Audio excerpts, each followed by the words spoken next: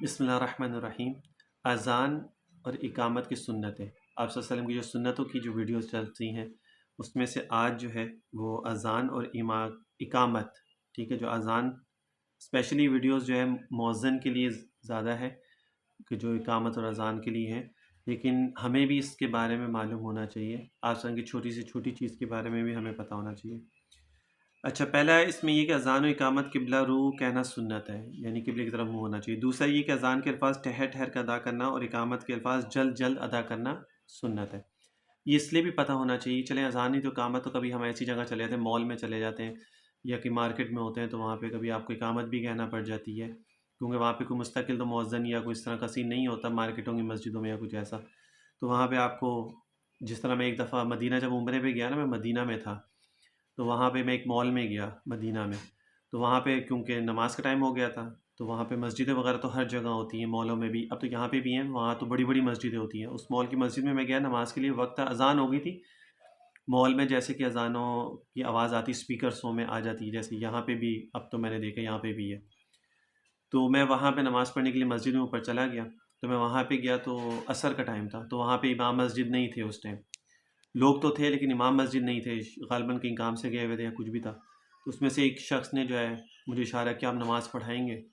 تو میں نے کہا کیوں نہیں، اس سے اچھی اور کیا بات ہوگی، مدینے میں اللہ تعالیٰ نے موقع دے دیا نماز پڑھانے کا، تو پھر میں نے وہاں پہ نماز پڑھائی تھی۔ تو اس لیے سنتوں کے بارے میں پتہ ہونا چاہیے کہ آپ کو کبھی کہیں اقامت کا بھی ضرورت پڑ جاتی ہے، کبھی نماز پڑھانے کی بھی اسی طرح ضرورت پڑ جاتی ہے، کبھی اذان کہنے کی بھی ہو جاتی ہے ضرورت، کہ کہیں آپ ہاسپٹل کی مسجد میں یا کہیں ہیں تو وہاں پہ کوئی وقت ہو جاتا ہے تو وہ کہتے ہیں یار اذان کہہ دیں، ذرا مختصر ہی کہتے ہیں، آرام سے کہتے ہیں لیکن کہہ دیں، تو اس لیے ان چیزوں کے معلوم ہونا چاہیے۔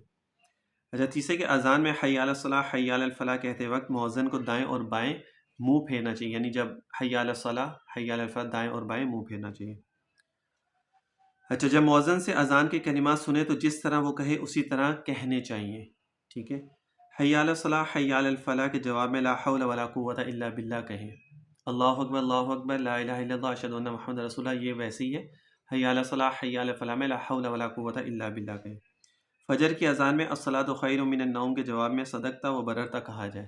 اس میں ایڈیشن ہوتا ہے 2 لائنز کا، الصلاۃ خیر من النوم فجر میں، تو اس کا جو جواب ہے اس میں کہا جائے صدقتا و بررتا۔ اچھا، اقامت کا جواب بھی اذان کی طرح دیا جائے، لیکن قد قامت الصلاح کے جواب میں اقامہ اللہ ادامہ کہا جائے، ٹھیک ہے، یعنی جب اقامت کی جاتی ہے تو اس میں کچھ الفاظ چینج ہوتے ہیں، ٹھیک ہے، قد قامت الصلاح تو قد قامت الصلاح،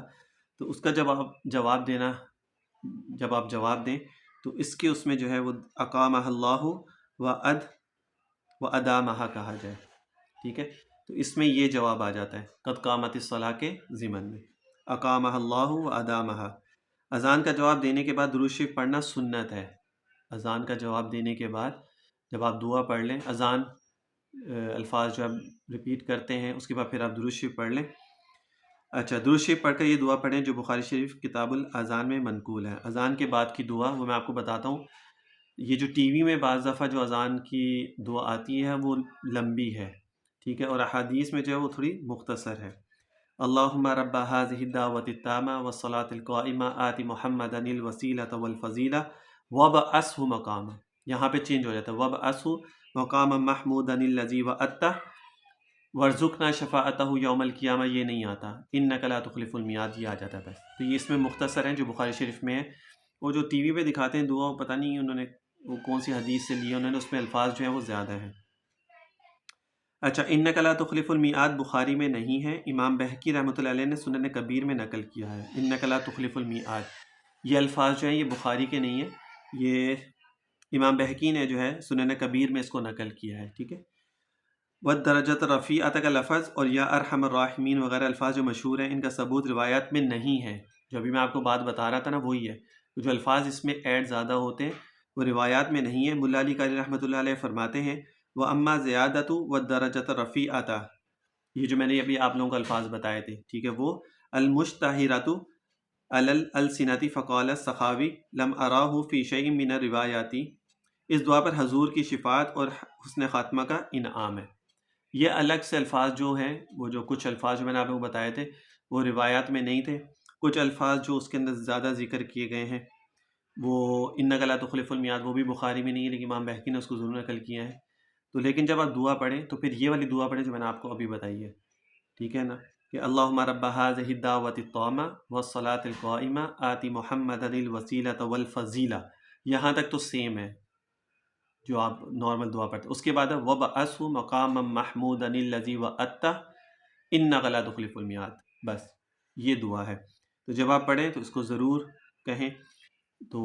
اس کی بھی بہت فضیلت ہے، اس دعا کے پڑھنے کی، دعائیں قبول ہوتی ہیں، اور بھی بڑی فضیلتیں ہیں۔ تو جب اذان کا جواب دیں تو درود شریف پڑھ لیں، درود شریف پڑھنے کے بعد پھر دعا پڑھ لیں۔ تو یہ سنتیں ہیں اذان کی اور اقامت کی، مختصر ہیں، سب کو پتہ ہی ہوتی ہیں، کچھ چیزیں تھوڑی سی ایک دو چیزیں الگ کچھ ڈفرینٹ ہوتی ہیں جو شاید میں بھی لوگوں کو سم ٹائم نہیں پتہ ہوتا، تو وہ میں آپ لوگوں کے سامنے ذکر کر دیتا ہوں۔ تو کوشش کیا کریں کہ جب بھی اذان ہو اس کا جواب بھی ضرور دیا کریں، اور جب حی علی الصلاۃ حی علی الفلاح لا حول ولا قوۃ الا باللہ پڑھیں، اور جب الصلاۃ خیر من النوم آئے تو صدقت و بررتا پڑھیں، اور جب قد قامت الصلاۃ جب آتا ہے اقامت کے اندر، جب قد قامت الصلاۃ قد قامت الصلاۃ ہے تو اس میں اقامہ اللہ و ادامہ،